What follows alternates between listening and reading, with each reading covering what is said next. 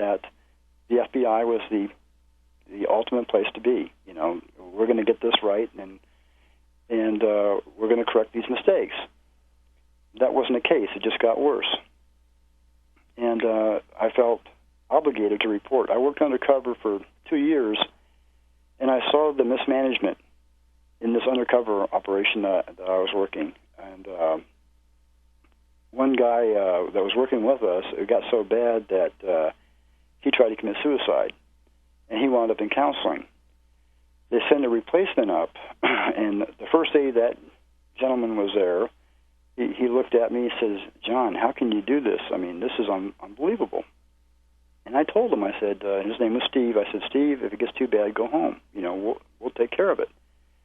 Well, 5 weeks later, he wound up with a nervous breakdown. And then I said, I can't do this anymore. Something has to change. I've sent letters to headquarters in regards to this mismanagement issues and the security issues, and no one's doing anything about it. So I put a request in to go back to headquarters. When I got back to headquarters, I went and spoke with the deputy assistant director. And I was assured that he was going to look into these problems and they were going to be taken care of. Well, they weren't. In fact, what happened is the person that was responsible for most of these issues, and the manager that was responsible at the time, they promoted him. So I thought, well, this is not right. Mm-hmm.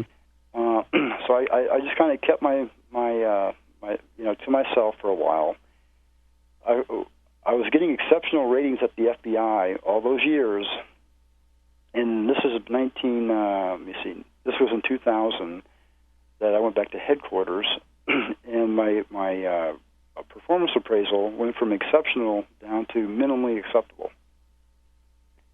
And then I contested it, and I took it up, and I said, "This ain't right, because this is what I've done. In fact, I've done more than I did the prior year, and I got exceptional ratings that year, so why am I getting rated so low?" The individual in the Administrative Services Division of the FBI told me that, we'll take care of this. It went to the section chief up there, who just sat on it, didn't do anything with it. I had to write the Senate in order for them to start inquiring about it before it was finally changed. It was about a year later. Yeah, John, let's talk about the Senate, because you and I ended up going to the same people, even before we knew each other. Uh-huh. Actually, our meeting is very, very interesting. Peter, when my case became public for the first time, it was through this article ran by Washington Post, and they reported on the espionage case, Reed Dickerson. Mm-hmm. And one of the witnesses they had who talked about the espionage problem within the FBI was John Cole, and he was quoted there, and he was in charge of the counterintelligence operations. So as soon as I read his name, like, I really need to know this person. So for a couple of years, we were trying to find each other, and we finally did through my organization. But John, you went to Senator Grassley and Senator Leahy. Leahy, Democrat, Senator Grassley, Republican. They were in charge of the Judiciary Committee. That's correct. And we ended up with similar experiences. Initially, very welcoming attitude. Yes, we want to know about everything. Bring in your complaints and follow-ups, and then once they got everything, suddenly, at some point they just went, "Mom." Well, and I want to also mention something else that I just found out, and we'll maybe talk about that later. I was going through this Foreign Agents Registration Act for the Turkish lobby. Mm-hmm. And I started seeing all these trips to Turkey arranged for Senator Leahy, and he's not even on the appropriate committee, like he's not on the Foreign Relations Committee. That started in 2004, and this is around the time that he went really silent about my case.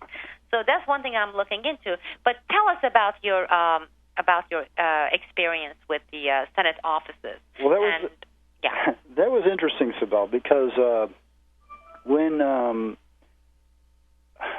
I started reporting stuff to the Senate, I sent them a letter after I didn't receive any response from Director Mueller, and after I didn't receive any response from the Attorney General, Ashcroft. sent a letter to Senator Grassley, Leahy, and our own inspector. And I got a call one night at home. It was 8 o'clock at night. It was one of Senator Grassley's investigators called me up and said that Senator Grassley wanted to see me the next day. And I told him, I said, well, I'm going to have to go into the FBI and notify management that you're requesting my presence at the Hill. And he told me, no, you can't do that. He goes, I have a letter from Senator Grassley, which I still have, stating that I'm to report to the Senate Judiciary Committee to talk about oversight issues, and I'm not to tell anybody in the FBI. So I wound up going up there the next day at I think it was at 2 o'clock, and actually I took leave to do that because I didn't want anybody in the Bureau to know I was going up there. And I spent 2.5 to 3 hours up there talking to, basically the investigators and Senator Grassley, Specter, and Leahy. And they were really interested in finding out what was going on. Of course, I reported the case about the language specialist and the possible espionage. And they were interested in that. They were also interested in the Trilogy. If you remember, the Trilogy program was the computer system the Bureau is trying to implement to enhance their capabilities as far as searches and that type of thing. Mm-hmm. And I told them back then, this was back in 2002. I said, we call it at the Bureau tragedy because everybody knows it's not going to work. And they're spending all this money on this system, and it's not going to, it's never going to come into play. It'll never work. And they were at the stand, this is great. And I said, well, and there's a problem with espionage. We had Bob Hansen arrested for espionage, and the Bureau came out and said they're going to make all these changes so that this will never happen again.